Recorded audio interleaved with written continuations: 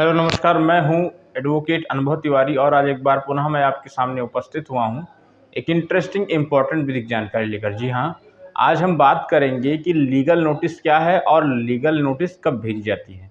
लेकिन उससे पहले अगर अभी तक आपने हमारे चैनल को नहीं सब्सक्राइब कर लिया है तो सब्सक्राइब कर लीजिए, बेल आइकन प्रेस कर लीजिए, इससे आने वाली वीडियोज़ की नोटिफिकेशन आपको मिल सके। वीडियो पसंद आया लाइक करिए, ना पसंद आए बिल्कुल ही डिसलाइक करिए। इस वीडियो को ज़्यादा से ज़्यादा अपने मित्रों और रिश्तेदारों में अवश्य शेयर करिएगा। अगर आपको कोई प्रश्न या सुझाव तो कमेंट बॉक्स में अवश्य बताइएगा। चलिए बिना किसी देरी के अपने सेशन की शुरुआत करते हैं। तो जैसा आप लोग जानते हैं कि लीगल नोटिस यानी लीगल नोटिस का मतलब अगर हम कहें तो इसे कह सकते हैं कि कानूनी रूप से एक औपचारिक पत्र। अब अगर औपचारिक पत्र दिया जाता है तो कब दिया जाता है, इस बात पर भी हम आपको बताएंगे। देखिए, मान लीजिए कि आपसे किसी व्यक्ति ने उधार लिया है और वो उधार नहीं दे रहा है, तो उधार नहीं दे रहा तो आपको एक लीगल नोटिस इस व्यक्ति को भेजनी चाहिए। अब क्यों भेजनी चाहिए ये भी जान लीजिए। देखिए, किसी भी लीगल प्रोसीडिंग के पहले की एक समझिए ये एक कार्यवाही होती है।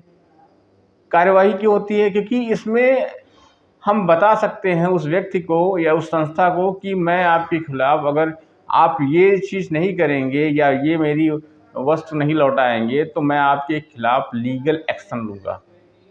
यानी आपके खिलाफ मैं केस फाइल कर सकता हूँ या अन्य भी लीगल प्रोसीडिंग में कर सकता हूँ।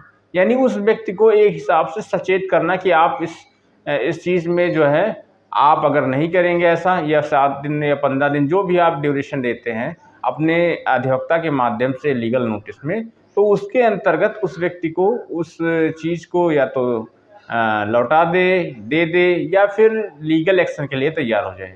यानी एक हिसाब से आप उसको जो है सचेत करते हैं, वार्न करते हैं कि ये मेरी वस्तु है, इसे लौटा दीजिए।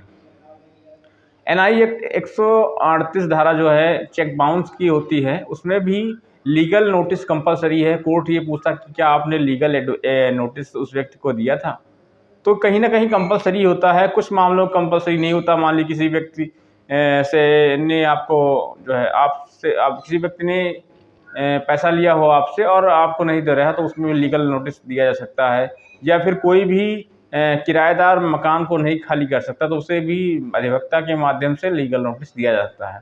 यानी एक हिसाब से वार्न करना किसी व्यक्ति को लीगल नोटिस का एक मुख्य उद्देश्य है कि अगर आप ऐसा नहीं करेंगे तो मैं आपके खिलाफ जो है लीगल प्रोसीडिंग शुरू कर दूंगा।